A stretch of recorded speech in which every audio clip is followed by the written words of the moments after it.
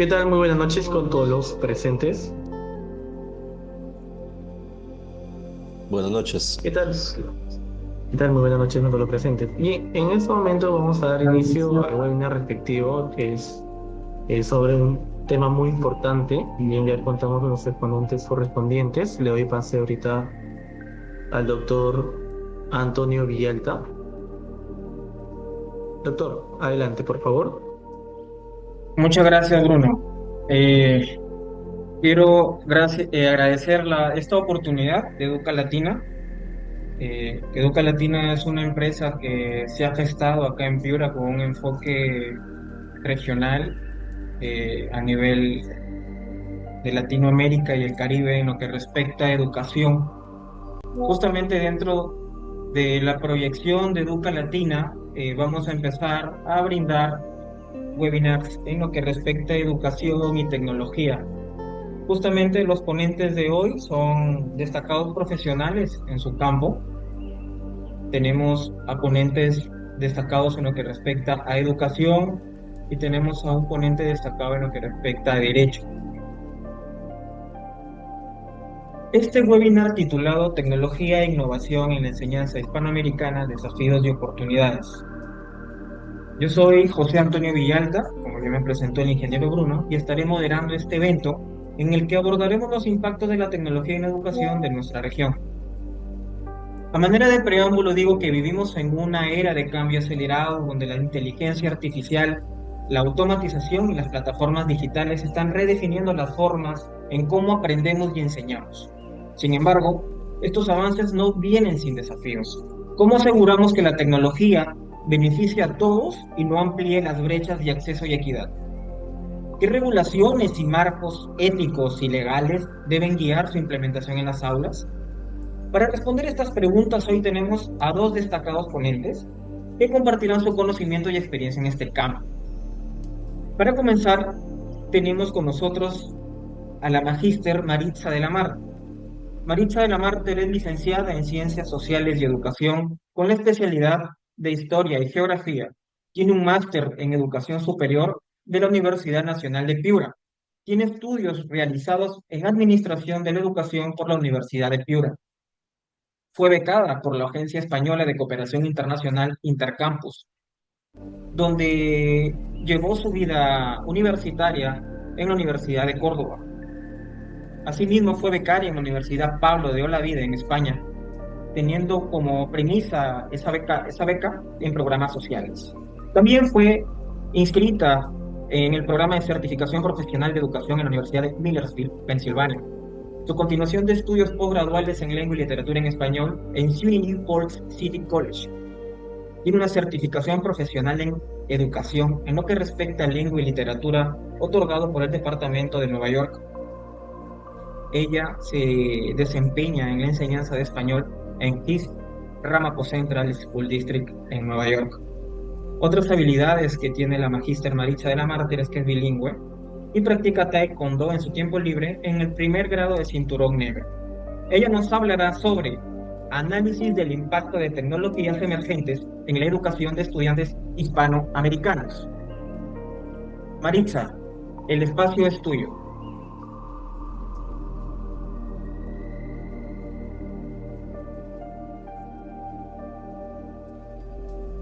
Magíster, no tiene activado su micrófono.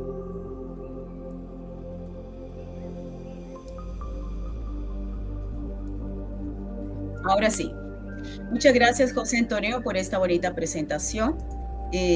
Voy a empezar con la presentación. El tema es innovación educativa, tecnologías emergentes y su impacto en Hispanoamérica. Los objetivos de este webinar son, primero, Hispanoamérica.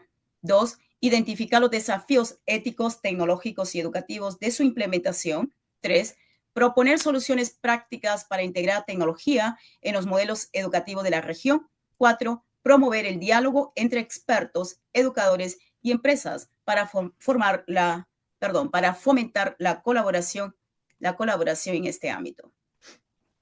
Análisis del impacto de tecnologías emergentes en educación de estudiantes hispanohablantes en los Estados Unidos. El avance de la educación a nivel 2, estas innovaciones, la integración en tecnologías emergentes en educación. La llegada de herramientas digitales como la inteligencia artificial y metodologías innovadoras promete mejorar el aprendizaje, pero también expone desigualdades y barreras estructurales.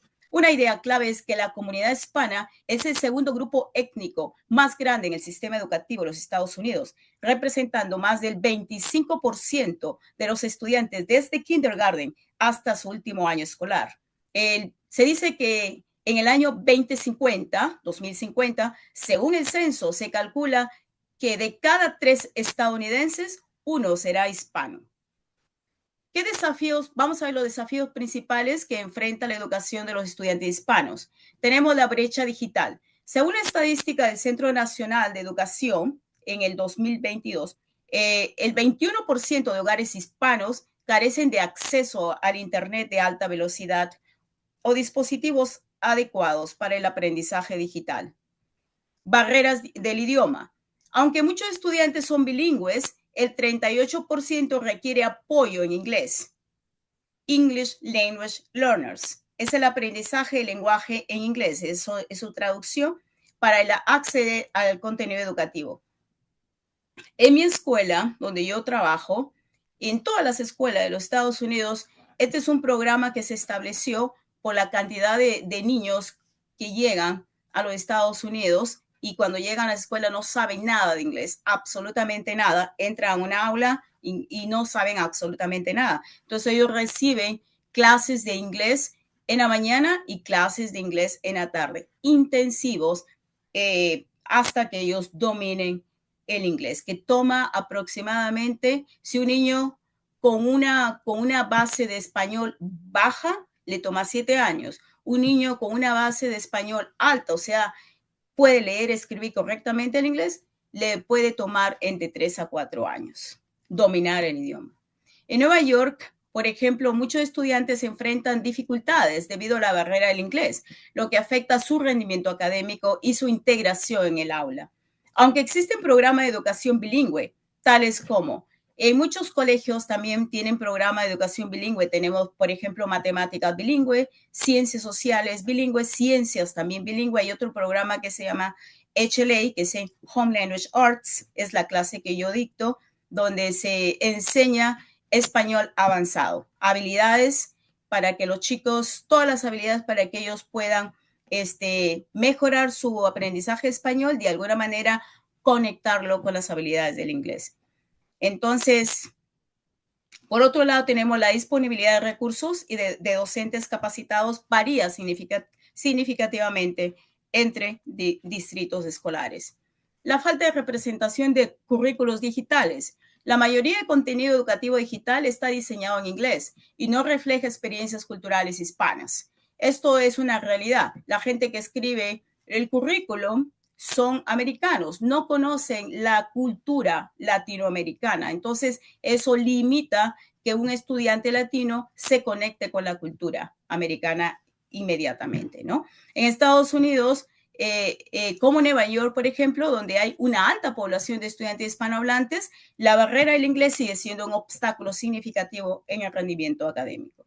La falta de contenido en español puede dificultar la comprensión de temas académicos.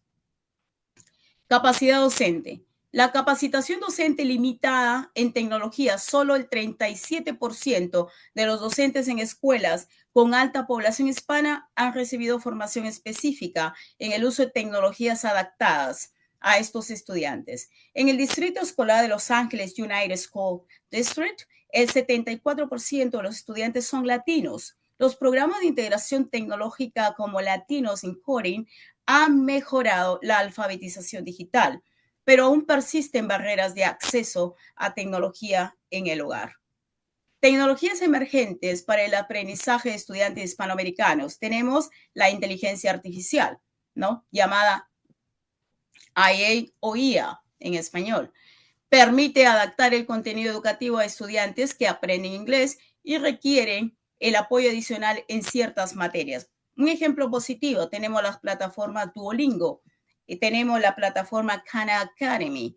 Han sido adaptadas para estudiantes hispanos con apoyo en traducción y explicaciones en español.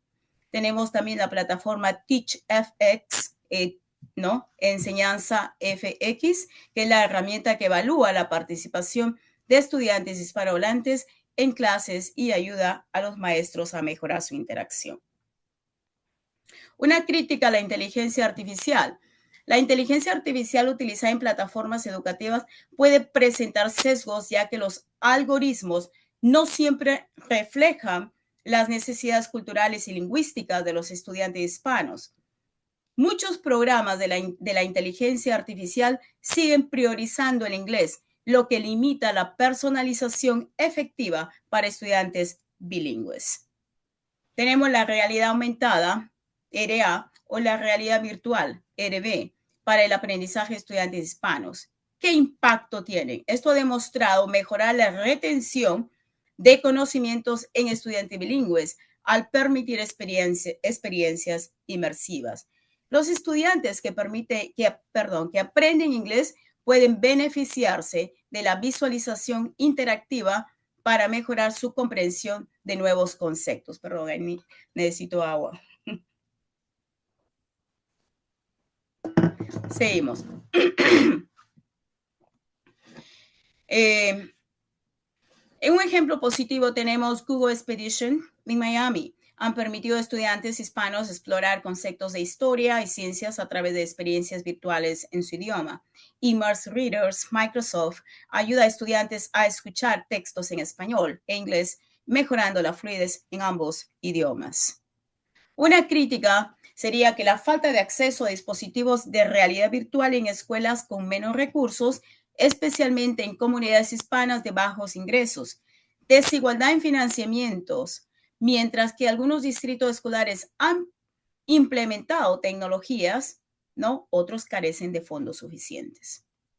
Principales barreras para la integración tecnológica en escuelas con alta población hispana. Tenemos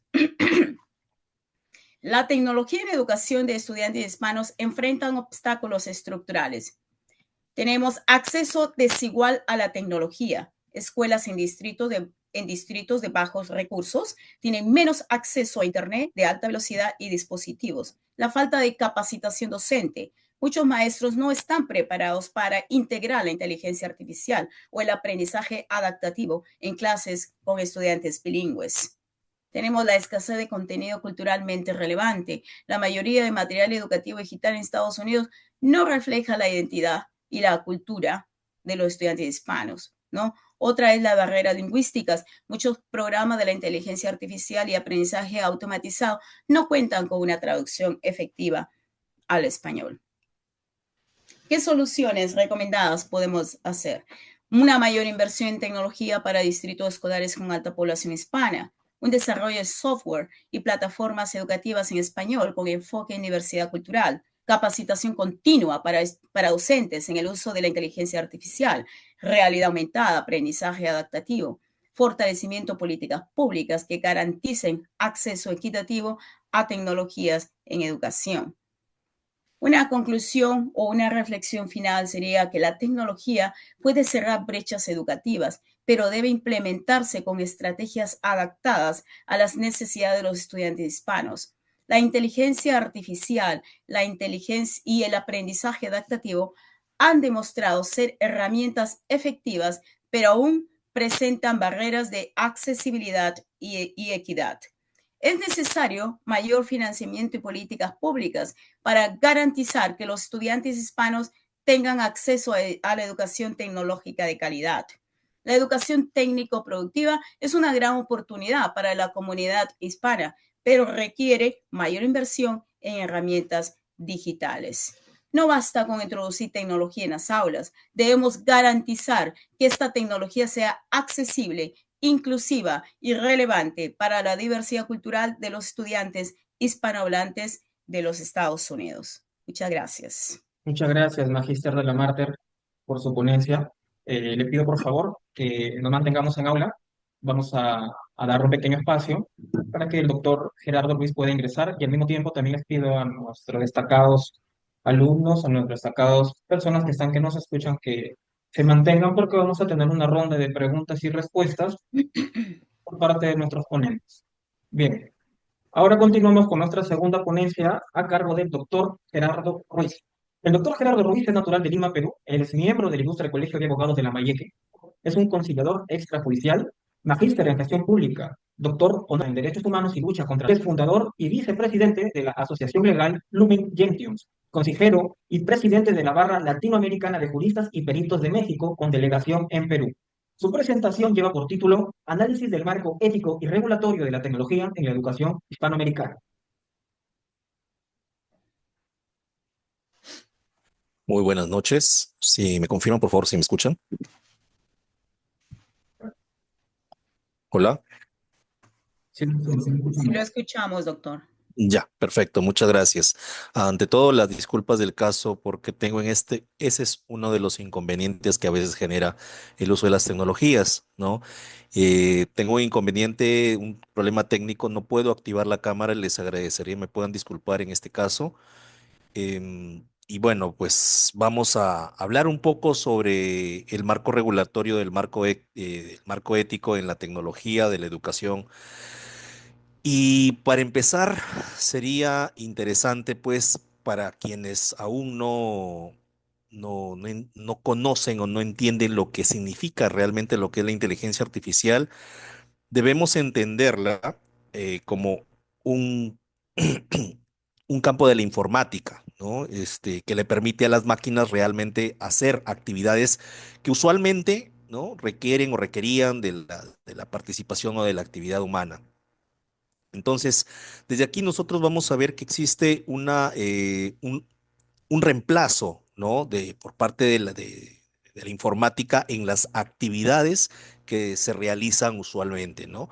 Actividades en las cuales se van a utilizar o se van a aplicar pueden ser la medicina, la educación, el transporte, en lo que es el clima, en el mismo derecho y en la administración de justicia, que en realidad es parte de mi actividad profesional y en muchos otros campos donde lo que se van a hacer es, digamos, automatizar, se van a hacer un poco más rápidas este tipo de actividades, ¿no?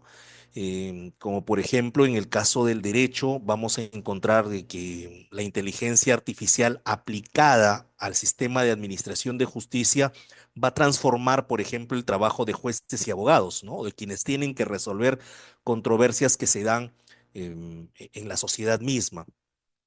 Por otro lado, este cambio que hay, un cambio tan repentino, digamos así, porque en los últimos 5 u 8 años hemos experimentado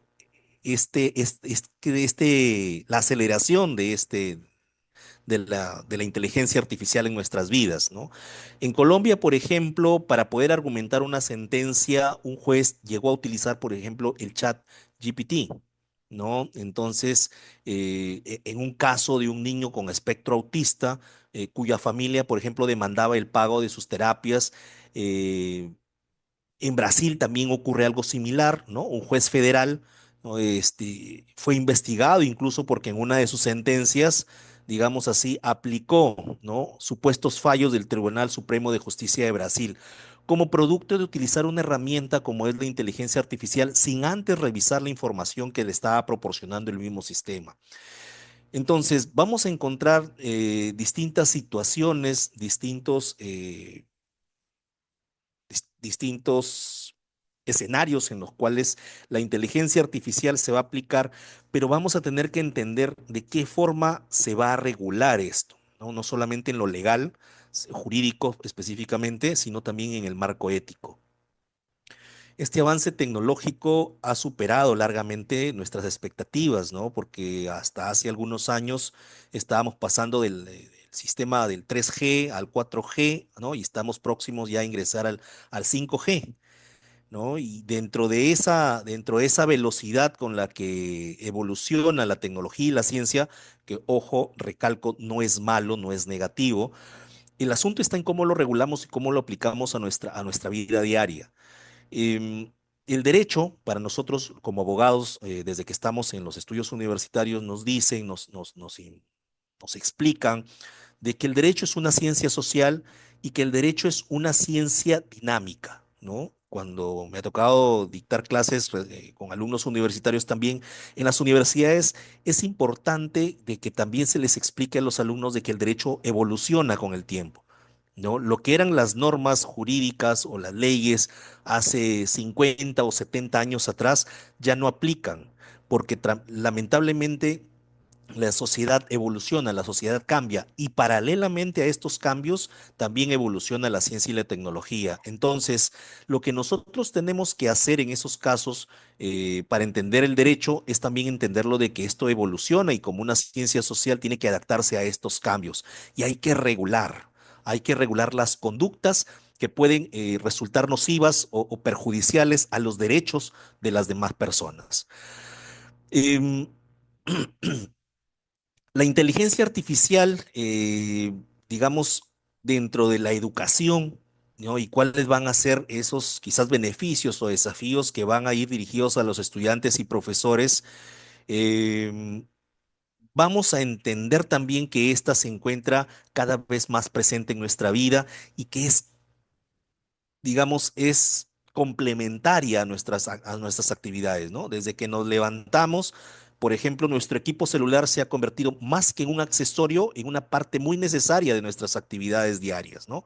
Que en nuestro equipo celular vamos a tener, pues, la forma no solamente de cómo comunicarnos telefónicamente, sino acceso a todo lo que significa el Internet, las aplicaciones, y incluso es muy útil en las actividades laborales. Entonces, ya estamos a puertas a iniciar un nuevo año escolar, ¿no? Y definitivamente siguen surgiendo estas interrogantes de lo que significa o cuál es el rol o el papel que va a cumplir la inteligencia artificial en la educación, ¿no? Entonces, es preciso señalar que el aprovechamiento de estas herramientas, les decía hace un momento el chat GPT, nos sirve, por ejemplo, también para mejorar la planificación de clases, ¿no? Para quienes son profesores, les sirve para poder elaborar, ¿no? O estructurar el contenido de un curso, elaborar sus diapositivas, ¿no? Y cómo encontrar mecanismos tecnológicos para poder motivar incluso a los alumnos cada vez que están ahora más inmersos en redes sociales y hay que encontrar estrategias adecuadas y útiles para que ese proceso de aprendizaje sea efectivo. Entonces, la inteligencia artificial no solamente en el campo de la educación, en el campo de los alumnos es importante, sino que también en el campo de la investigación va a facilitar ese proceso de investigación, ¿no? Para poder buscar información. Hoy espacios, diversos espacios académicos, digamos así, donde los profesores, los docentes intercambian, ¿no? Intercambian información. Para quienes realizan trabajos de investigación es bastante útil en ese sentido. Por ejemplo, les voy a hacer mención acá, participo de un espacio que es un instituto o es una organización argentina que nace como consecuencia de una sala, ¿no? Inicialmente, o empieza como una sala de blockchain y inteligencia artificial en el año 2020, ¿no? Y no nos olvidemos que el 2020 marca nuestras vidas y marca el calendario de nuestras vidas en el sentido de que con la pandemia, esto que ocurrió del COVID-19, ocurre que nosotros tuvimos que adaptarnos rápidamente a un nuevo sistema, no solamente de comunicación, sino también a un nuevo sistema de enseñanza y aprendizaje que se aplicó en todos los países, ¿no? Inclusive nuestro país no fue ajeno a esto. Les hablaba un poco del Instituto Legal Tech, por ejemplo, de Argentina, que ha sido reconocido mediante una resolución de canal por la Facultad de Derecho y Ciencias Sociales de la Universidad Católica de Córdoba. Tiene un espacio virtual, tiene página web, tiene una revista indexada y tiene también diversos artículos de publicación. Entonces, cuando nosotros vemos esto en lo profesional, la inteligencia artificial está desarrollándose de una manera tan rápida, tan dinámica, que nosotros tenemos que adaptarnos a este cambio o a este sistema.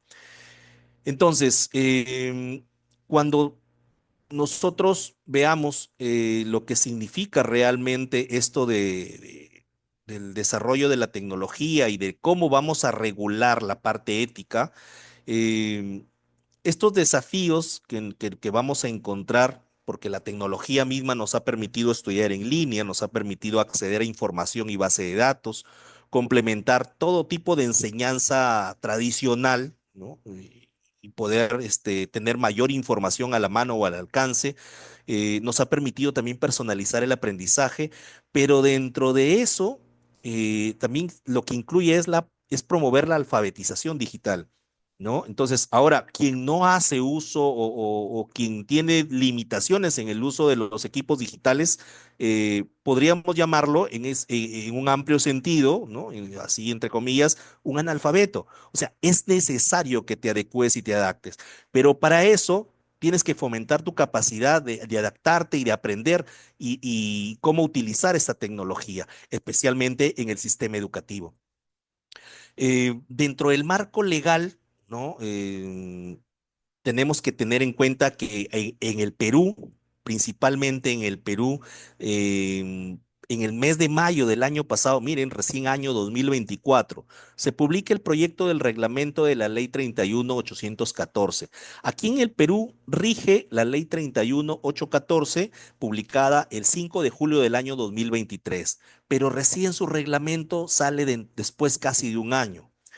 Entonces, esta norma o la forma de regular normativamente la inteligencia artificial en el Perú implica principalmente como objetivo promover este uso de la inteligencia artificial, ¿no? Para, como lo dice la misma norma, para favorecer el desarrollo económico y social del país.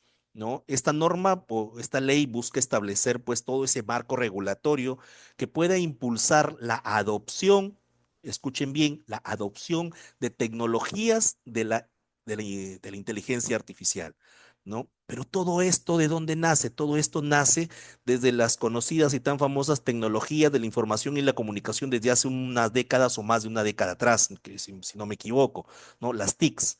¿No? Cuando empezamos a hacer uso de los equipos de computación, empezamos a estudiar estos programas del Word, del Excel y de otros programas que nos facilitan hoy en día la vida para poder trabajar. A partir de ahí, hoy en día ya se habla de las tecnologías de la inteligencia artificial, ¿no? Todo esto también ha ido cambiando.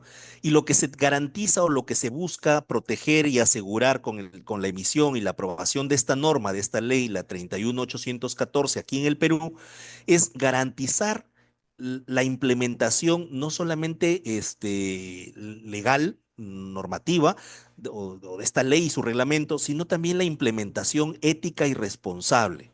¿No? Entonces, nosotros vamos a tener también que tener en presente y tener en cuenta que aquí en el Perú, para también dentro de quienes están interesados o participan como parte preocupados por el sistema educativo, existe una comunidad de inteligencia artificial en la educación, ¿no? Y este espacio es coordinado aquí en el Perú por la Universidad Peruana de Ciencias Aplicadas en colaboración con MetaRed TIC Perú. Entonces, aquí este espacio está dedicado a compartir experiencias docentes, ¿no? Relacionadas con el uso de la inteligencia artificial y inteligencia artificial en las aulas. Y el objetivo principal de esta comunidad es discutir, ¿no? Y promover la aplicación de la inteligencia artificial en el ámbito educativo. Aquí está compuesta por muchos participantes de diversos países con perfiles profesionales multidisciplinarios que considero que eso es muy importante porque no solamente deberían ser, digo yo, ingenieros informáticos, sino que aquí los espacios multidisciplinarios abren, ¿no? Y esta gran posibilidad de poder regular algo tan novedoso que va a ser incluido en la educación, ¿no?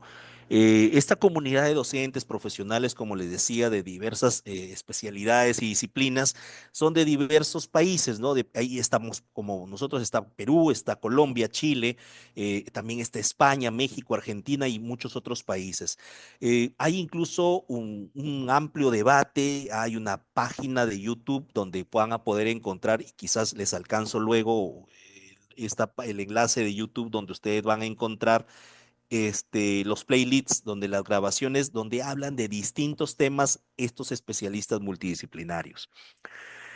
Entonces, nosotros consideramos, y digo nosotros en términos generales, porque esto nos aboca a todos los profesionales de las diferentes áreas, la implementación de la ética en la inteligencia artificial, ¿no? La integración de de la inteligencia artificial en la educación debe ser responsable, ¿no? Debe proteger y debe favorecer la mejora del aprendizaje de todos los involucrados. Y aquí voy a entrar quizás en un punto, en un tema que todos conocemos y sabemos perfectamente, que los dos sectores, especialmente aquí en el Perú, los dos sectores que son educación y salud, son los sectores más afectados presupuestalmente y de acuerdo a las circunstancias en las cuales tienen que desarrollar sus actividades, ¿no? En salud, clara muestra, lo vimos el año 2020 con el COVID-19 y esta pandemia que nos asoló y nos trajo un sinnúmero de miles de fallecidos en el país y en el mundo.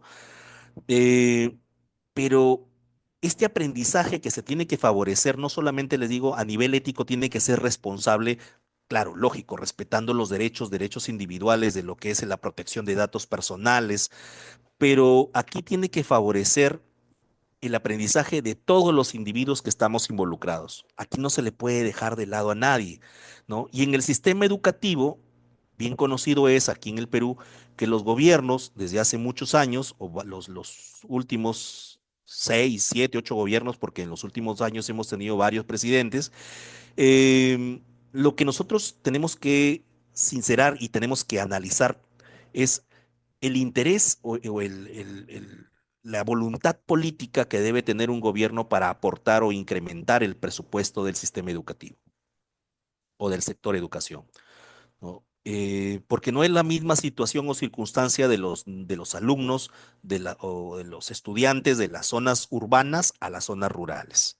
Eso es una de las principales realidades. Escuchaba a la ponencia anterior y la doctora decía, pues, de que hay que adaptar, ¿no? Hay que adaptar a las circunstancias o al contexto de los estudiantes mismos. Y aquí en el Perú, nuestra realidad es muy diversa, ¿no? Geográficamente, culturalmente y políticamente, pues, ¿no?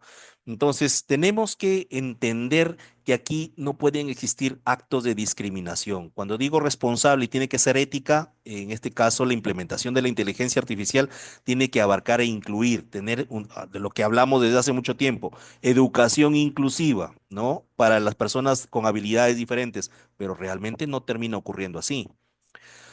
El fortalecimiento de la formación en inteligencia artificial también es importante y es crucial para poder desarrollar las habilidades y las competencias no solo de los estudiantes, sino también de los educadores, ¿no? Así como de los otros actores educativos que también intervienen en el proceso de educación, ¿no? De formación. Entonces, así tenemos que lograr buscar una actitud positiva frente a estas tecnologías para poder potenciar el sistema de educación en el país. Em, y el respeto a la privacidad y a la seguridad, hablando un poco de la ética y del comportamiento que debemos adoptar, aquí es fundamental o esencial que se mantenga la privacidad en la gestión de datos, ¿no? La gestión de datos es muy importante porque hoy en día todos los sistemas, generalmente los públicos o los de gobierno, manejan datos personales, ¿no? El Ministerio de Educación maneja toda una data, una base de datos de los estudiantes, de los alumnos, por distintos niveles, y tienen su número de matrícula, y hay todo un sistema de información de los alumnos. Entonces, para quienes manejan todos estos sistemas, debe existir un respeto a la privacidad y a la seguridad de estos datos, ¿no? Y es por eso que se hace esencial establecer protocolos de seguridad que sean sólidos para una integración segura y confiable de la inteligencia artificial en la educación y en todo tipo o espacio que sea un entorno formativo, ¿no? Entonces, por otro lado, también es importante resaltar que, y que los mecanismos de evaluación para poder monitorear el impacto de la inteligencia artificial y se puedan ir realizando los ajustes necesarios, que promuevan o aseguren la efectividad en la función de la mejora y la calidad de los diversos espacios educativos del país. Eso con respecto al Perú, también tenemos que entender de que aquí en el Perú existe un sistema nacional de transformación digital, ¿no? Donde se regulan o se agrupan todos los principios, normas, procedimientos e instrumentos que van a organizar desde la misma administración pública y que están orientadas a la transformación digital del país.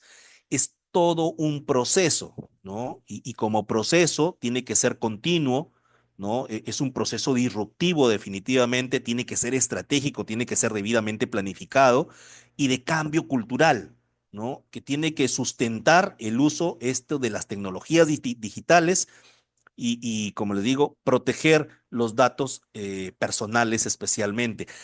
Así como se protege la intimidad de la persona, se tienen que proteger los datos porque todo esto va a generar efectos no solamente económicos, ¿no? Va a generar efectos sociales y también de valor para las personas. Entonces, todo este sistema está estructurado presidido por la PCM, la Presidencia del Consejo de Ministros. Lo raro y lo extraño aquí es lo siguiente, que este sistema, y esto es una crítica personal que hago a este Sistema Nacional de Transformación Digital, es que la estructura está encabezada por la Presidencia del Consejo de Ministros, el Ministerio de Economía y Finanzas, que lógicamente es el que da el presupuesto, el Ministerio de Educación, Transporte, Justicia, Derechos Humanos, Producción y Relaciones Exteriores, ¿no? De ahí está el CONCITEC, ¿no? Los comités de gobierno digital de las entidades públicas a nivel nacional, esto incluye gobierno regional, municipales, y todas las demás entidades públicas, así como las organizaciones del sector privado. Lo que sucede o ocurre aquí es que no advierto, no veo, ¿no? Que se involucren los otros actores, ¿no? Los actores que son del sistema de justicia, ¿no? En este caso, el Poder Judicial y el Congreso de la República porque son los que van a estudiar y a elaborar los proyectos de ley y regulan todo este sistema normativo. Entonces, tiene que haber toda una articulación conjunta y una articulación no solamente institucional, sino multidisciplinaria para que este Sistema Nacional de Transformación Digital funcione o cumpla con los objetivos establecidos, ¿no? Pero hasta el momento se ha aprobado ya también una política nacional de transformación digital que está orientada al 2030, ¿no? Y esta es una gran señal de avance en el marco del proceso de adhesión a lo que el Perú como Estado sudamericano se une o se sujeta a lo que los demás países de la región van desarrollando. Entonces, acá se ha aprobado una política nacional de transformación digital al año 2030 con la finalidad de garantizar todo ese acceso inclusivo, seguro y de calidad en el entorno digital para toda la población. Aquí no se puede quedar nadie fuera, ¿no? Y como les digo, la primera brecha que va a encontrar el sistema de educación en el Perú es cómo superar, ¿no? El acceso o la accesibilidad a la tecnología de la información o a la inteligencia artificial en las zonas urbanas y en las zonas rurales, ¿no? Las zonas rurales son las que más alejadas incluso están y las que ya hemos tenido amargas experiencias en el año 2006 con el gobierno de turno en ese tiempo, en ese entonces, teníamos, por ejemplo, de que se trataron de implementar centros de cómputos, se dieron computadoras tanto para docentes como para estudiantes, pero llegaron en algunos lugares en los cuales estos equipos ni siquiera había energía eléctrica, ¿no? Entonces, este entorno digital tiene que ser, como les digo, inclusivo, seguro y de calidad, ¿no? Esta es la estrategia central, esta política, y es lo más idóneo dentro de las políticas públicas, esta política nacional de transformación digital, porque aquí tiene que establecer una colaboración y coordinación entre el sector público, el sector privado, la academia, la sociedad civil y la ciudadanía en general. Entonces, aquí hay que ser claros y directos en lo que es la protección de datos, en lo que es la cuestión que está vinculada o relacionada con el ámbito ético, ¿no? Entonces, vamos a tener que encontrar, en primer lugar, aspectos relacionados con la privacidad, ¿no? Y la privacidad está relacionada directamente con la protección de los datos personales de los usuarios, ¿no? Esto incluye el control que tienen los usuarios sobre sus datos y el acceso que otras personas o instituciones puedan tener a ellos. Entonces, la inteligencia artificial está basada básicamente en datos, datos de los consumidores que van a plantear riesgos, ¿no? Riesgos para la privacidad, como puede ser el uso indebido de datos, ¿no? O sea, o los datos personales que van a ser utilizados de manera indebida por las empresas o por terceros, ¿no? No sé si le habrá ocurrido a alguien estas llamadas spam, ¿no? A veces yo me pregunto y mi teléfono puede sonar 20, 30 veces en el día de números que no tengo en agenda, por eso ahora solamente contesto teléfonos que tengo en agenda, porque te llaman para ofrecerte productos, ofrecerte servicios, y por último, para no decirte nada, ¿no? Tú levantas, contestas la llamada y a los 5 o 6 segundos máximos se corta la llamada, ¿no? El tema está, por ejemplo, en no decir aló, no decir sí, quién es, ¿no? O devolver la llamada, porque hasta las capturas de los registros de la voz de la persona pueden ser sumamente peligrosos cuando se hace un uso indebido de este tipo de información o de datos. La violación de la privacidad, hay que garantizar de que los modelos de inteligencia artificial, ¿no? El chat GPT y todos los que están apareciendo, los que existen, eh, puedan aprender y puedan reproducir información privada también o confidencial. La exposición a ciberataques, ¿no? Estamos presentes ahorita en esta sala virtual y podemos ser víctimas de un ciberataque y pueden ingresar imágenes pornográficas, videos. Ha ocurrido, ocurre, ¿no? Y entonces los datos personales también pueden ser utilizados para entrenar incluso hasta modelos de inteligencia artificial para que puedan ser incluso utilizados como objetivo por los ciberdelincuentes. Y esto de la ciberdelincuencia, la cibercriminalidad también se está regulando. Nuestro Código Penal también lo establece, ¿no? Los sesgos algorítmicos y la discriminación, ¿no? Entonces, si los datos de entrenamiento que contienen sesgos también pueden tener los resultados proporcionados por el mismo sistema. Entonces, para mejorar la privacidad en la inteligencia artificial, se pueden implementar lo que nosotros debemos llamar o entender como buenas prácticas, ¿no? Y la gestión de datos. Por ejemplo, construir una relación de confianza entre el mercado que utiliza estos datos, esta información y las partes interesadas, y disipar cualquier tipo de preocupación o dudas. Porque cuando uno accede a algún sistema, alguna aplicación o a cualquier sitio virtual, usualmente aparecen los mensajes donde dicen de que si autorizas o te dan a conocer que los datos personales o los datos que se están traficando a través de la red pueden ser utilizados y van a ser utilizados bajo tu autorización. Entonces, partiendo así, vamos a decir de que, por ejemplo, en México, la inteligencia artificial se define dentro de lo que es la Ley de Seguridad Nacional como un conocimiento obtenido para tomar decisiones de seguridad nacional, ¿no?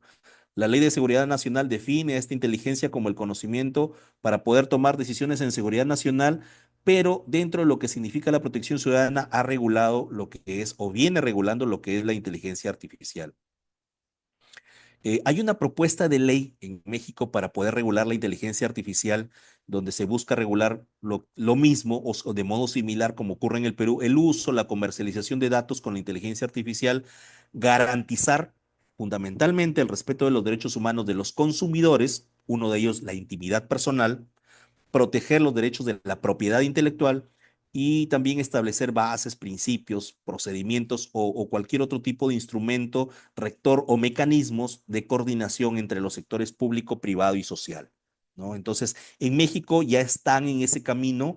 Este proyecto o esta propuesta normativa se ha presentado en la Cámara de Senadores el 2 de abril del año 2024, pero como ya sabemos, han habido o ha habido un cambio de gobierno y estos cambios de gobiernos, incluso el cambio de una modificación dentro del sistema de justicia, está retrasando un poco esto. Esto ha sido presentado desde el año pasado, el año 2024. Pero como les digo, en la región, en Latinoamérica, la realidad es bastante parecida. Y esto no aleja mucho a Argentina, que también ha presentado proyectos de ley para poder regular la inteligencia artificial y castigar su uso en la violencia o en en la comisión de crímenes o delitos, ¿no? El ciberbullying, ¿no? Como estos hechos que se dan y especialmente también en estudiantes, en alumnos. Eh, las recomendaciones internacionales que hay sobre estos, la forma de cómo regular y de cómo garantizar la- el uso de la inteligencia artificial de modo responsable, digamos así. Dentro de las recomendaciones internacionales vamos a encontrar la de ética e inteligencia artificial de la UNESCO, ¿no? Hay unas conferencias también de Asilomar donde se establecen cuáles son las recomendaciones para los países miembros. em, y existen también una reunión ministerial sobre comercio y economía digital del G20, del grupo de los 20. Entonces ya son tema o es un tema que ya está puesto en agenda donde los principios rectores siempre van a hacer transparencia en el uso de la información y de los datos, responsabilidad, orientarse a la mejora educativa, la protección de datos, el consentimiento informado, lo que le decía hace un momento, o sea, si vamos a entrar a alguna aplicación, te van a dar y te van a informar sobre qué va a pasar o que estás autorizando el uso de tus datos o de tu información y la seguridad en el almacenamiento. Las consideraciones éticas ya finalmente a tener en cuenta son el promover la diversidad y la inclusión, como les digo, y esto va a depender mucho de la voluntad política de los gobiernos y de la forma de cómo van a invertir, no gastar, sino invertir en educación o en la educación de su país para poder promover esa inclusión y que todos los estudiantes de los distintos niveles de educación básica, regular, educación superior técnica o educación superior universitaria puedan tener acceso o tengan accesibilidad a lo que es el desarrollo de la tecnología o de la inteligencia artificial. Igualmente, esto nos permite garantizar la justicia social, proteger la equidad y luchar contra todo tipo de discriminación, así como reducir al mínimo y evitar reforzar las aplicaciones o los resultados discriminatorios.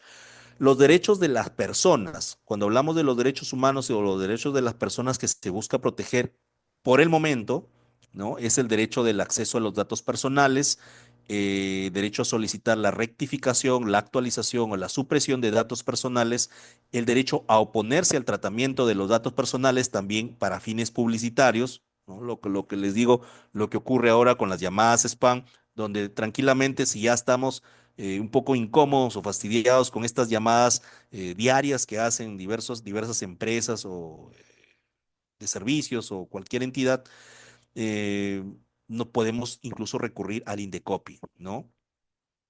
Y el derecho a revocar también el consentimiento. Ojo que aquí para no solamente rectificar, actualizar o suprimir los datos personales, sino también los datos personales podemos oponernos al tratamiento, por ejemplo, para fines publicitarios, como le decía, pero también si ya lo dimos ese consentimiento, podemos revocar. Y ese es nuestro derecho, derecho a revocar ese consentimiento para el tratamiento de los datos personales.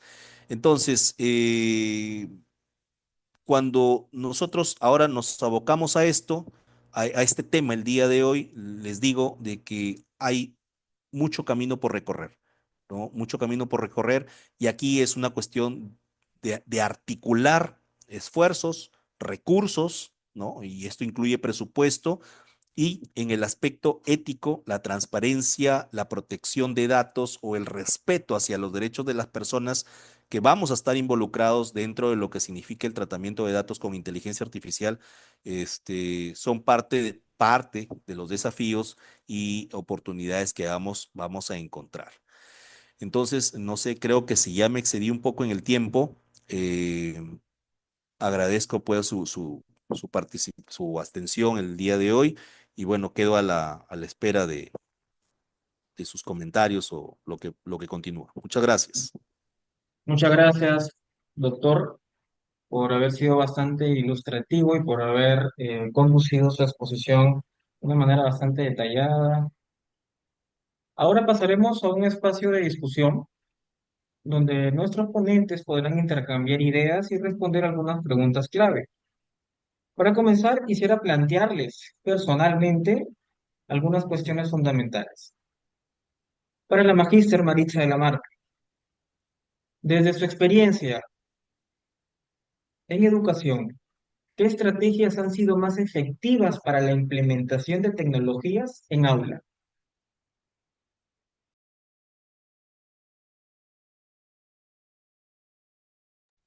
Magíster, su micrófono está silenciado.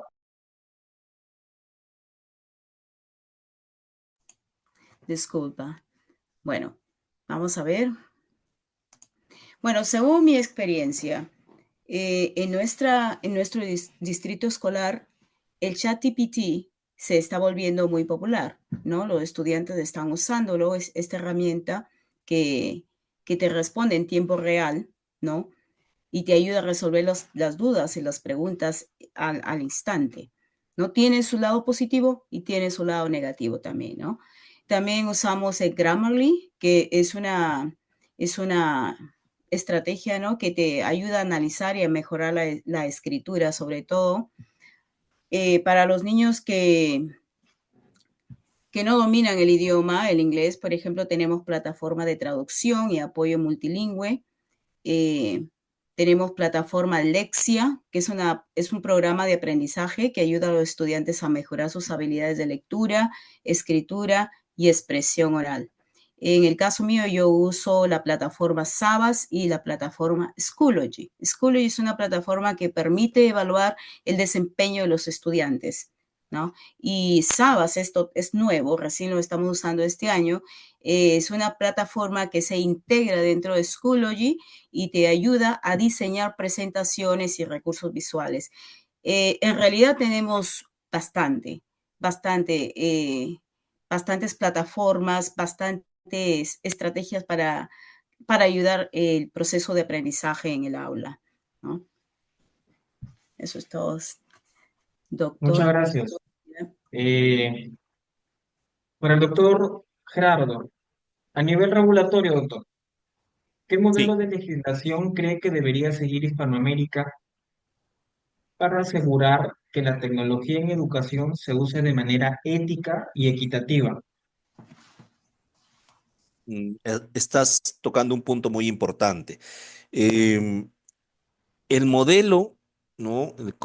Aquí, revisando un poco la normativa de los países aquí en la región cercana en Sudamérica, em, lo que hace normalmente un país, ¿no? Cuando regula un determinado tema o aspecto de nuestra sociedad o nuestra realidad o nuestra vida diaria, lo que muchas veces se hace tratar de copiar y a veces copiamos mal, ¿no? Entonces, hablar de modelos en el aspecto legal, la forma como regularlo, es mi opinión particular, que no es suficiente tener un modelo ideal, ¿no? No es suficiente tener un modelo ideal porque cada país, cada sociedad tiene una realidad totalmente distinta a la de otro estado, de otra región, ¿no? Lo que podamos regular aquí en el Perú no va a ser necesariamente igual, ¿no? Quizás parecido, pero no igual a lo que se pueda regular, por ejemplo, en Bolivia, ¿no? Hay que ver los aspectos, como les dije, en estos casos, para garantizar, por ejemplo, inclusión, de que no se quede nadie fuera, de que no existan alumnos o estudiantes de zonas rurales que no puedan tener acceso porque no tienen, para empezar, acceso o servicio de fluido eléctrico, número uno. O si tienen fluido eléctrico por la zona o por lo accidentado que es la geografía de su región o de su provincia o de su centro poblado, a lo mejor no llega la señal de internet, ¿no? Porque para esto necesitamos el internet. Y desde ahí hemos empezado hace varias décadas cuando empezamos a utilizar las tecnologías de la información y la comunicación, ¿no? Mencioné uno de los ejemplos, 2006, el gobierno de turno de ese entonces impulsó, ¿no? Y lo que se hace siempre, ¿no? La publicidad de lo que está haciendo el gobierno, el populismo conocido, llegar a las personas más necesitadas, a los estudiantes más necesitados y decirle, le estamos dando su tablet o su computadora. Pero para empezar, estos alumnos, estos estudiantes cuentan o reúnen las condiciones la capacidad o las habilidades para poder hacer uso de esos equipos. Entonces, tenemos que cerrar, hablando principalmente aquí en el Perú, tenemos que cerrar muchas brechas en el sector educación, ¿no? Entonces, a ese nivel, en lo que significa el regular una, no, una norma, o como es la ley que promueve el uso de la inteligencia artificial, la ley es clara y es básica, ¿no? Y les digo porque la ley en este caso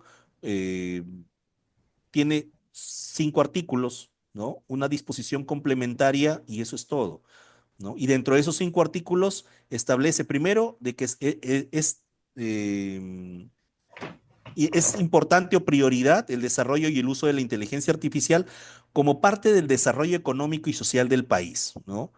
Donde se tienen que asegurar los estándares básicos de riesgos, ¿no?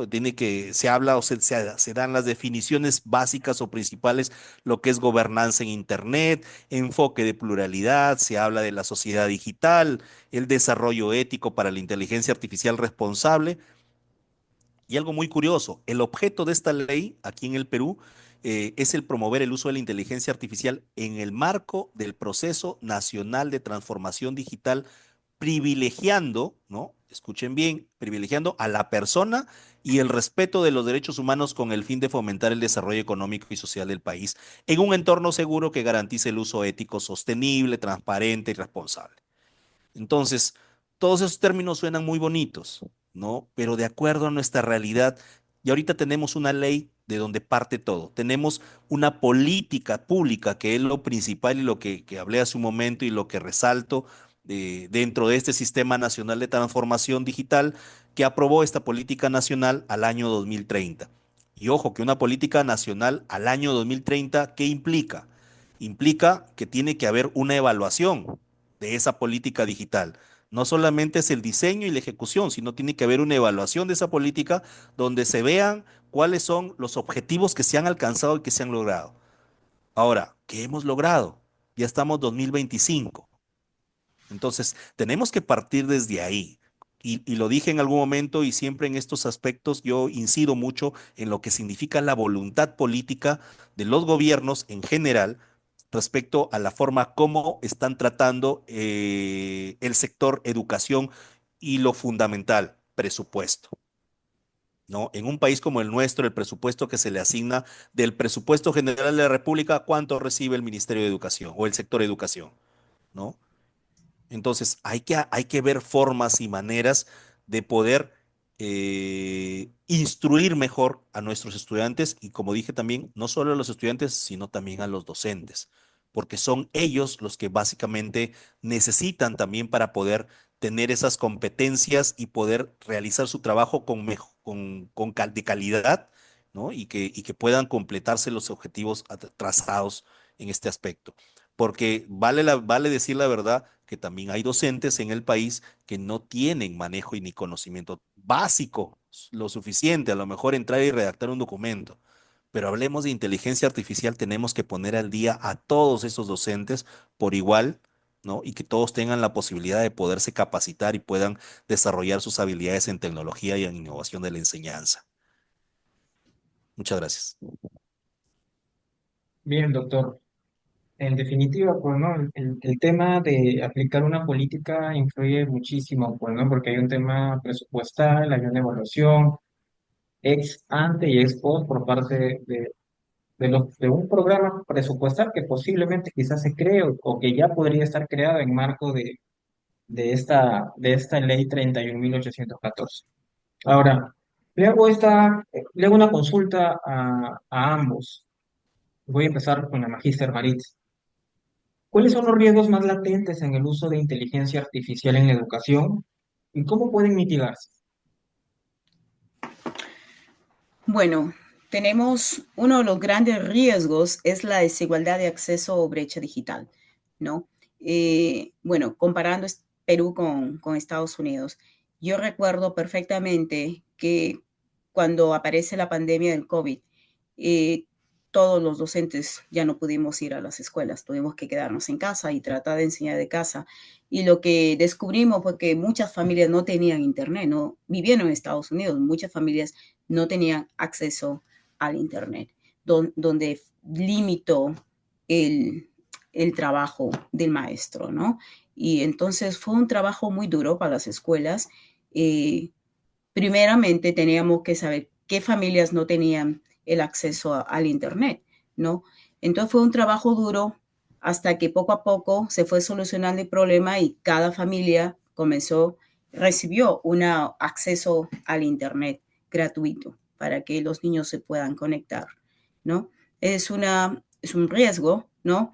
Tenemos también otro que yo veo mucho es la dependencia a la tecnología, porque esto podría desarrollar un débil desarrollo del pensamiento crítico de los estudiantes. Si bien es cierto que la inteligencia artificial ha venido para quedarse y que nos genera muchas ventajas, podemos aprovecharla al máximo, pero también hay que ver que nuestros estudiantes, el uso excesivo de la inteligencia artificial puede hacer que los estudiantes dependan de la tecnología en lugar de desarrollar sus propias habilidades críticas o analíticas, ¿no?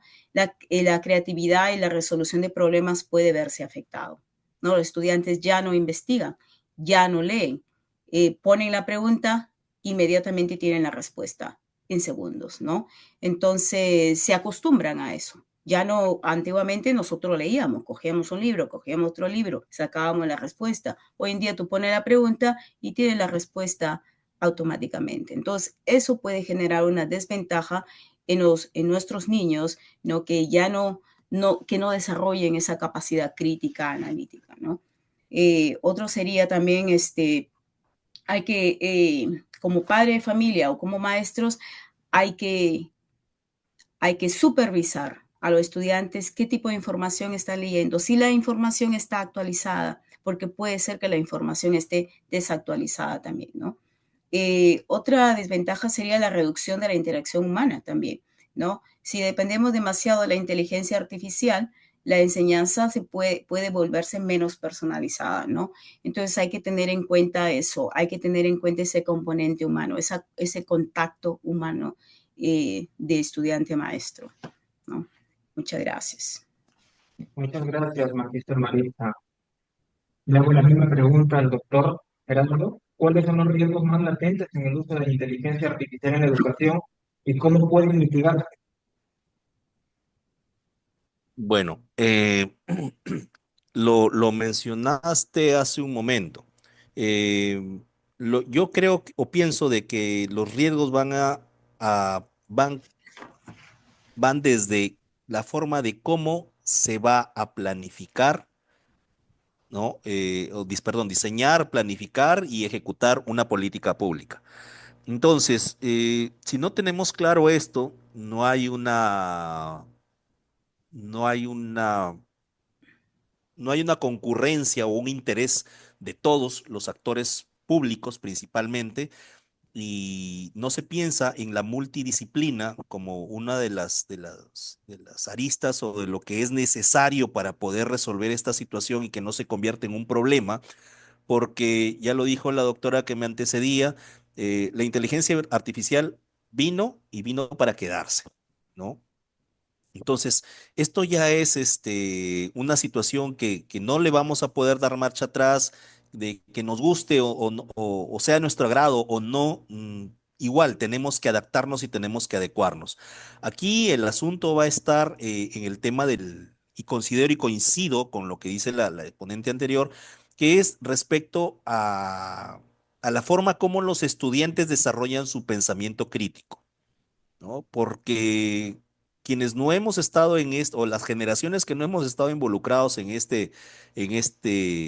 etapa de la inteligencia artificial, hemos estado bajo un modelo de educación donde teníamos la posibilidad, digamos así, de ir a una biblioteca, de extraer un libro, de leerlo, saber su autor, ¿no?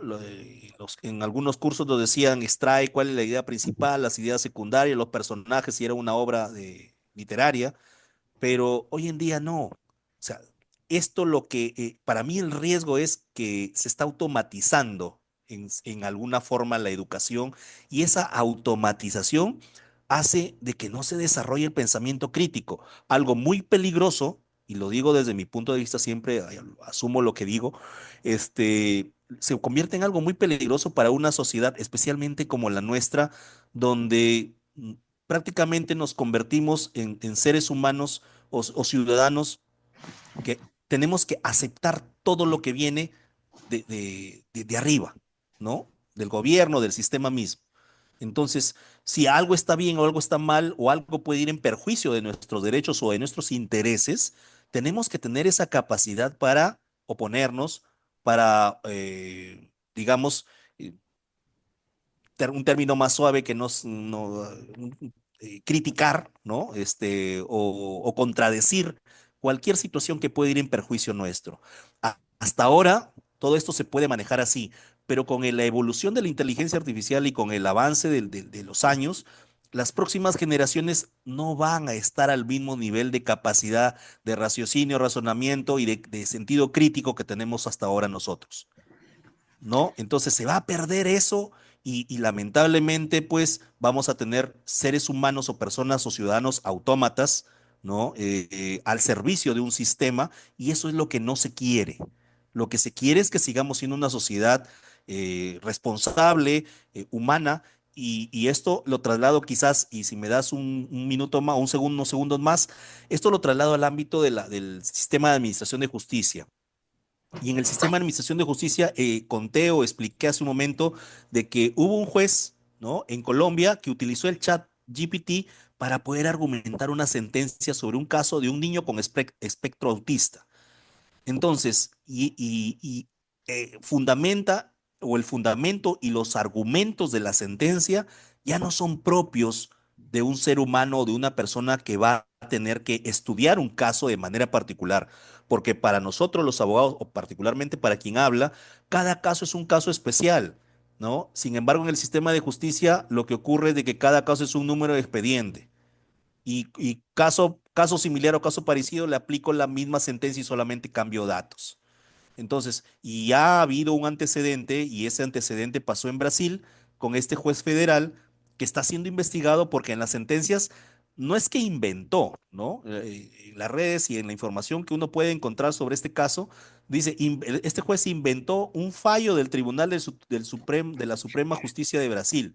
Y no fue así, sino que no revisó la información y la información que le otorgó la herramienta de la inteligencia artificial fue una información errónea y sobre eso fundamentó una sentencia. Entonces, no podemos dar tampoco credibilidad a toda la información que circula en Internet o en la red, sino que tenemos que tener en cuenta de que hay que analizar. Lo que no puede perder la sociedad es el sentido humano. ¿No? La inteligencia artificial es un instrumento, es algo que nos va a ayudar a mejorar y a crecer como sociedad en el ámbito tecnológico, en la innovación de la enseñanza, pero no podemos dejar, simple y sencillamente, no podemos dejar de pensar. Eso es todo. Muchas gracias. Quisiera, si me das un minuto, José Antonio. Sí, por favor. Ok, yo estoy de acuerdo con lo que dijo el doctor. Yo creo que una de las soluciones, yo como maestra, desde el punto de vista de maestra, en mi escuela, y yo lo hago, ¿no? Es promover la lectura constante en los estudiantes y que las preguntas, cuando uno lee, las preguntas que sean, que genere el pensamiento crítico. Explicar por qué, dame tu opinión. Así de esa manera uno ayuda al estudiante ayuda al estudiante a que active ese pensamiento crítico, que dé una solución a un problema, ¿no? Y limitar el uso de las computadoras en el aula. No tienen que usar las computadoras todo el día. La computadora debe ser usada como una herramienta nada más, pero no para que les solucione los problemas. Eso es lo que quería aportar a esta conversación. Gracias. Bien, muchas gracias. Como última pregunta, y va para ambos, ¿qué recomendaciones pueden ofrecer a las instituciones educativas que quieran adoptar tecnología, pero enfrentan limitaciones económicas y estructurales? Les pido sean sucintos en sus respuestas. Ok. Magíster Maricha. Muchas gracias, José Antonio. Bueno, una de mis recomendaciones, teniendo en cuenta mi experiencia profesional entre Perú y los Estados Unidos, ¿no? Podría decir que es muy importante tener en cuenta que sí es cierto que la tecnología ha evolucionado los métodos de enseñanza y la velocidad con que se obtiene el conocimiento. Es muy necesario combinar el uso de la tecnología con otros métodos de enseñanza, donde el estudiante, bueno, estoy repitiendo otra vez, donde el estudiante pueda desarrollar su capacidad crítica y analítica. Eso es muy importante, es una de mis recomendaciones, ¿no?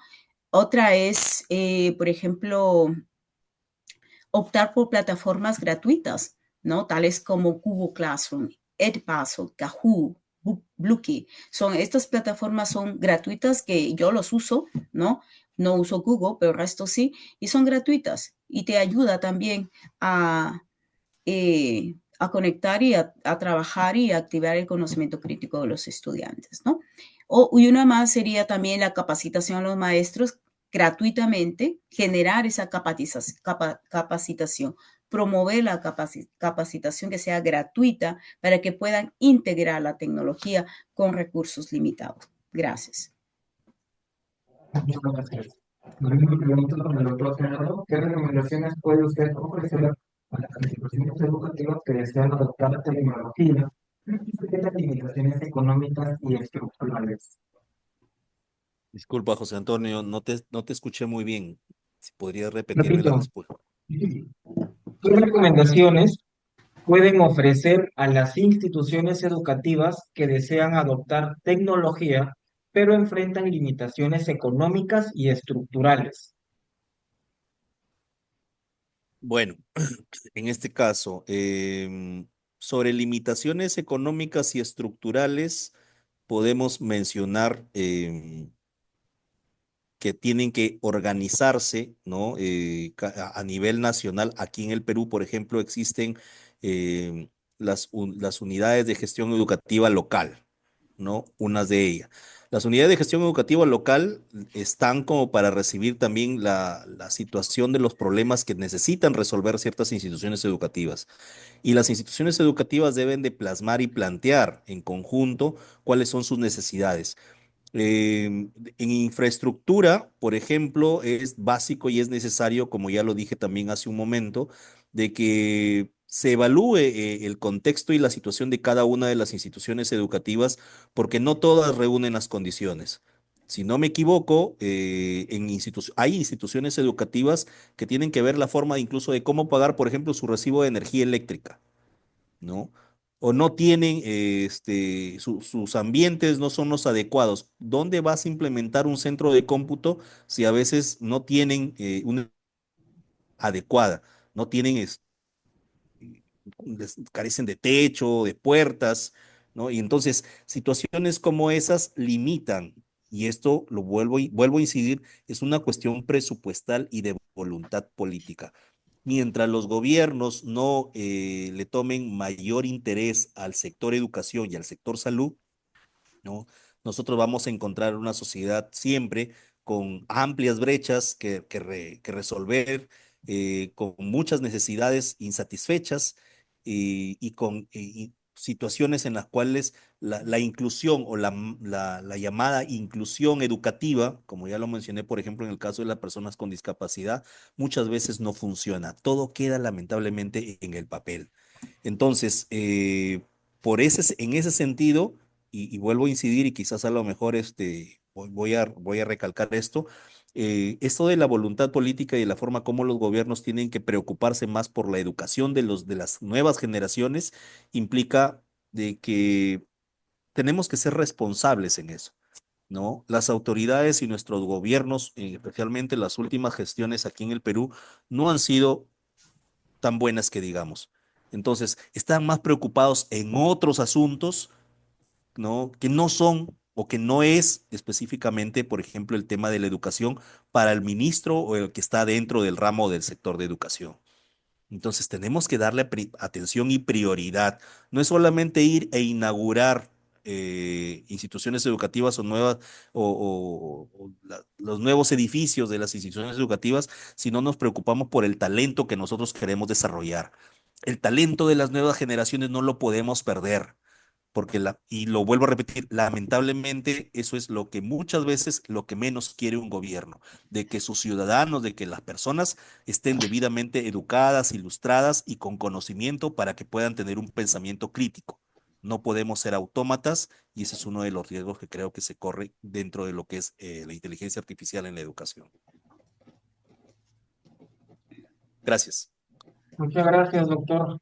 En definitiva, creo que ilustrar cómo es de abajo para arriba en educación, y me refiero a núcleos ejecutores, UGEL, direcciones regionales y Ministerio de Educación, bajo una misma línea, poder articular desde abajo las necesidades, influye bastante, ¿no?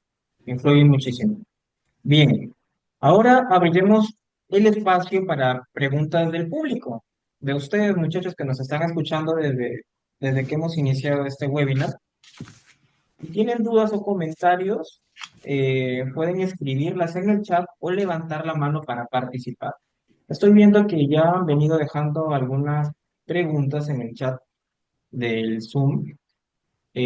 Vamos a ir preguntándoles, vamos preguntándole a la Magíster Maritza, de manera muy genérica y bajo su experiencia, Magíster.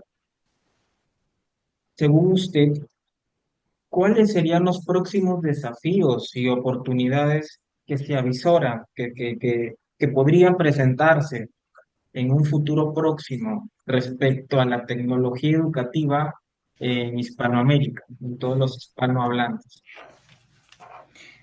Bueno, como dice, desafío para mí, el desafío, como hemos venido hablando junto con el doctor, es que la inteligencia artificial, el uso excesivo de la inteligencia artificial va a afectar definitivamente en la capacidad de pensamiento crítico de nuestros jóvenes, ¿no? Entonces, ese sería para mí un gran desafío y bueno, hay formas como podemos evitarlo, ¿no? Generar, promover la lectura, ¿no? La lectura diaria. Entonces, de esa manera podemos evitar que los chicos solamente dependan de la inteligencia artificial, ¿no? La lectura diaria. Y desafíos, ¿cuál es la otra pregunta? Desafíos y oportunidades que vislumbran. Bueno, y las oportunidades que la inteligencia artificial nos da son múltiples, ¿no? Nos ayuda pues a encontrar la información inmediatamente, ¿no? Generando un conocimiento, nos extiende el conocimiento, ¿no? Tanto en los adultos como en los estudiantes. Gracias. Muchas gracias, Magíster. Doctor Ruiz, bajo su expertise como catedrático universitario, me gustaría que aboque su respuesta bajo esa experiencia. ¿Cómo usted, en una situación de ser presidente de la barra iberoamericana, de tener esa experiencia en aula, cómo usted podría abordar su respuesta en base a la siguiente pregunta? ¿Cómo podemos capacitar a los docentes para que utilicen eficazmente la inteligencia artificial para que se adapten a los nuevos métodos de enseñanza? Bueno, para adaptarse a los nuevos métodos de enseñanza y utilizar eficazmente la inteligencia artificial, considero de que las plataformas de inteligencia artificial eh, no solamente deben convertirse en asistentes de la enseñanza, ¿no? Sino que se deben de complementar con otro tipo de estrategias, ¿no? Uno de ellos, por ejemplo, es la lectura. Le comento un poco de lo que es la experiencia que he tenido, por ejemplo, en enseñanza universitaria. Y no estamos hablando de educación básica regular, sino de enseñanza universitaria. Tú entras a un aula universitaria y no todos los alumnos, y creo que también eso ocurre en cualquier otra aula de educación básica regular, pero no todos los alumnos están a un mismo nivel, ¿no? a un mismo nivel de formación. No todos te captan, no todos te entienden, no todos te atienden o toman en serio o en cuenta la clase del momento. Entonces, frente a ello, hay que tener en cuenta, como les digo, estrategias. Eh, una de ellas, que es la más elemental y que ya lo mencionó la doctora Marixa, es la lectura, ¿no? No solamente es que, por ejemplo, les pidas un trabajo de investigación y que vayan, entren al Google y pongan el tema y les sale el tema completo y ellos lo copian y lo pegan, porque eso es lo usual que pasa en educación universitaria, ¿no? Hasta hace un tiempo. A veces creen o piensan de que el docente no lee los trabajos que presentan. Entonces hay que tener una estrategia y también no solamente una estrategia, sino una motivación para impulsar la lectura, especialmente si hablamos de estudiantes de derecho que estamos obligados de por vida a leer, ¿no? Hoy en día, pues, si no lees o no te actualizas, no utilizas espacios de formación luego de haber obtenido un título profesional, tienes que continuar en ese proceso de aprendizaje, porque todo cambia, ¿no? Entonces, partiendo de ahí, hay que enseñarles a los alumnos de que esas estrategias que les va a proporcionar el docente a través de mapas conceptuales, ¿no? Hoy en día quizás los papelotes o los papelógrafos son muy poco utilizados porque ahora todo es diapositiva, todo lo llevas en un USB, pones en el proyector y lo pones en la pared y muchas veces hasta la estrategia que el alumno o el docente permite que el alumno utilice es que las diapositivas, por ejemplo, no pueden ser tan cargadas de texto. Entonces, hay formas y hay estrategias que son tradicionales y que no se pueden perder solo por el uso de la inteligencia artificial, ¿no? Entonces, hay que impulsar, hay que promover y lo principal y que no se debe perder, vuelvo a resaltar, es el pensamiento crítico. Hay que enseñarle al ser humano como persona su individualidad, ¿no? Y tiene que entender su individualidad como persona y que no todo lo que es bueno para uno o para el otro es bueno para uno. Entonces, cada quien tiene su propia realidad, tiene sus propios proyectos, tiene su propio proyecto de vida, sus propios objetivos. Entonces, la inteligencia artificial es un instrumento que se va a utilizar para poder eh, fortalecer o promover eso que nosotros vamos a entender como innovación en el aprendizaje, que también los docentes tienen que impulsar, ¿no? Porque también el docente tiene que ser proactivo en ese sentido, ¿no? Buscar la información, tiene que asegurar de que su clase, lo que va a dictar en la clase, es algo que no solamente lo descargó del internet y lo va a explicar o tratar de explicar, sino tiene que entender de que la información es una información real y que es información que realmente va a ser útil para el alumno. Muchas gracias, doctor Gerardo. Estimado público, hemos llegado al final de este webinar y quiero agradecer a todos por su participación activa. Hemos explorado cómo la tecnología emergente, que es la inteligencia artificial y todas sus variantes, puede transformar la educación bajo este contexto como lo hemos enmarcado en Hispanoamérica, pero también los desafíos éticos y regulatorios que debemos enfrentar para garantizar que este cambio sea inclusivo y equitativo. Eh, el doctor Gerardo ha ahondado, todo lo que hemos hablado aquí son pinceladas, porque la realidad sí demoraría, tendríamos que detallar un poco más. Simplemente hemos dado pinceladas bajo la experiencia de nuestros ponentes, tanto en la dimensión educativa como en la dimensión de derecho. Antes de despedirnos, me gustaría pedirles a nuestros ponentes unas breves reflexiones finales. Magíster Maritza, el doctor Gerardo, ¿qué mensaje clave quisieran dejar a nuestra audiencia? Vamos a empezar con nuestra Magíster Maritza.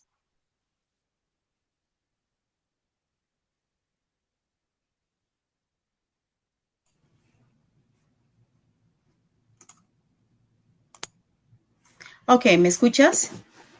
Sí. Ok. Bueno, mi reflexión final.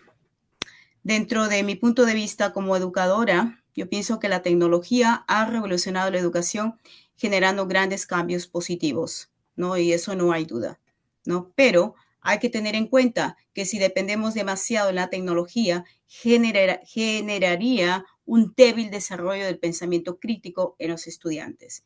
Por otro lado, debemos mantener una supervisión adecuada a nuestros menores para evitar una gran dependencia de la tecnología, ¿no? Por último, si dependemos demasiado de la inteligencia artificial, la enseñanza puede volverse menos personalizada, ¿no? Y se perdería ese componente humano clave para el aprendizaje y el desarrollo de la empatía. Muchas gracias. Muchas gracias, Magister Maritza. Doctor Gerardo, Sí, un mensaje clave. antes que me olvide, lo estoy dejando aquí en el chat del Zoom, no sé si lo puedan ver. He dejado un enlace que es que está relacionado con todos los videos vinculados a lo que es la inteligencia artificial aplicada en la educación. Les hablé hace un momento sobre la comunidad Inteligencia Artificial de Metared, ¿no? Que está coordinando con la Universidad Peruana de Ciencias Aplicadas. Entonces, ahí van a encontrar videos y van a encontrar todas las reuniones que han tenido todos estos profesionales de los distintos países para promover la aplicación de la inteligencia artificial al ámbito educativo específicamente. Bien, entonces, la reflexión final aquí sería que nosotros debemos entender este desarrollo tecnológico y como algo que debemos de que nosotros como personas, como seres humanos, debemos de controlar, ¿no? Especialmente sobre el aspecto ético, donde la UNESCO y muchas otras organizaciones ya han hablado respecto a este tipo de inteligencia artificial y ese rápido auge que ha tenido, ¿no? Esas nuevas oportunidades nos tienen que facilitar el desarrollo de la enseñanza y del aprendizaje a través de todas estas redes sociales, páginas y todas estas aplicaciones que hay y que existen para poder aumentar o incrementar la eficiencia en lo que es el aprendizaje de la educación en el Perú. De que no se puede perder la conexión humana, ¿no? Lamentablemente, incluso esto ocurre con el uso simple de un celular o de un equipo celular, que nosotros estamos perdiendo la conexión humana y la relación entre las personas se está limitando a simples emoticones, ¿no? Simples check o, o imágenes o estos que se ponen a través de los mensajes, todo es ahora por mensaje. Hay que tener un poco más de empatía con las personas para poder comunicarnos, ¿no? Y saber en qué momentos podemos o debemos utilizar estos equipos tecnológicos. En ninguna otra especialidad nos vamos a dar cuenta que vamos a necesitar esa guía o esa reglamentación ética que debe ir en nosotros mismos para la inteligencia artificial, porque estas tecnologías en realidad lo que están es remodelando nuestra forma de vivir, de interactuar, de trabajar y de estudiar. Entonces, el mundo sigue cambiando y va a seguir cambiando. La tecnología de la inteligencia artificial aquí va a aportar grandes beneficios, pero tenemos que ser nosotros los que debemos evaluar y analizar cuáles son esos riesgos, ¿no? Y tratar de reducirlos, de que no exista discriminación, de que no se afecten los derechos humanos, las libertades fundamentales y que el ser humano siga siendo el ser racional aquella persona que tiene sus derechos y que los hace respetar y que los ejerce de una manera responsable. Entonces, los estudiantes, en ese sentido, tienen que también del mundo adulto o de las personas que son sus guías o sus docentes, sus profesores, tienen que entender de que esto de la inteligencia artificial es simplemente una etapa más en la vida de nuestra sociedad, ¿no? Y que tenemos que garantizar siempre los derechos humanos, la dignidad, y que nos permita, incluso que nos permita hacer de que estas sociedades sean más justas y que seamos más interconectados. Que aprovechemos esto con un enfoque siempre basado en los derechos y en el respeto a las demás personas. Muchas gracias. Muchas gracias, doctor Gerardo. Yo también quiero agradecer al equipo de Educa Latina por permitirme ser moderador hoy. Justamente quiero remarcar el trabajo que viene haciendo Educa Latina y que va a venir haciendo en estos próximos meses y años. Son una marca nueva que está pretendiendo innovar lo que es educación a nivel regional. Eh, Me da el honor de ser el presidente de Educa Latina, que tiene un proyecto de innovación en lo que es EduTech. Campus virtuales, bibliotecas virtuales y páginas web justamente dedicadas en lo que es el mejoramiento y la transformación digital gracias a estos compromisos de los objetivos del desarrollo sostenible que están casi todos los países de Sudamérica. Entonces, en marco de estos compromisos es que Educa Latina se gesta, crece y va a avanzar. Eh, Bien, agradecemos nuevamente su tiempo y los invitamos a seguir participando en futuros espacios de discusión sobre innovación y educación. No olviden registrarse en nuestras próximas conferencias y seguir explorando cómo la tecnología puede ser una aliada para el aprendizaje. Muchas gracias a todos y hasta la próxima, muchachos. Gracias, Magíster Maritza. Gracias, Gerardo. Me permito Sí, que muchas la gracias. amistad y la Muchas familiaridad, gracias, José Antonio. gracias a Muchas todos los gracias. participantes. Gracias, Hasta José luego. Antonio, y gracias a Educa Latina. Hasta la próxima. Thank you. Bye bye. Gracias, Lupe, gracias.